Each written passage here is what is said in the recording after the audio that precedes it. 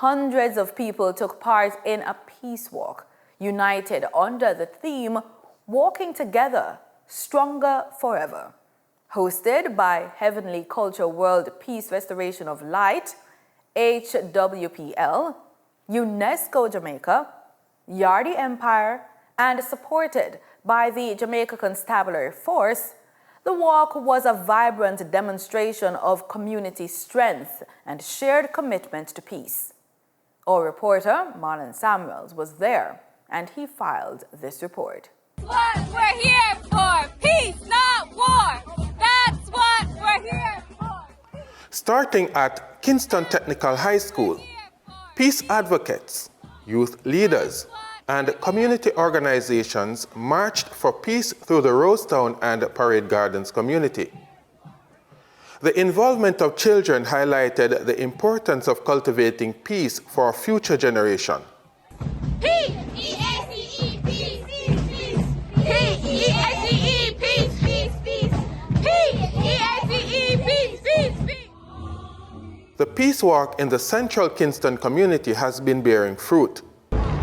I was happy to be a part of the second peace walk by HWPL in collaboration with the Jamaica Constabulary Force, Yardi Empire, and some other institutions, namely the Kingston Technical High School, Calabar Primary School, and the residents of Rose Gardens and Parade Gardens in my constituency. Now, this peace walk has been very beneficial to my constituency because the first one that was done at that time when HWPL entered the constituency, we were having a lot of flare-ups, high crime, major crimes are up, and there was a gang conflict going on. And since then, along with the intervention of the police and other stakeholders, we experienced a significant reduction in major crimes. Even to this day.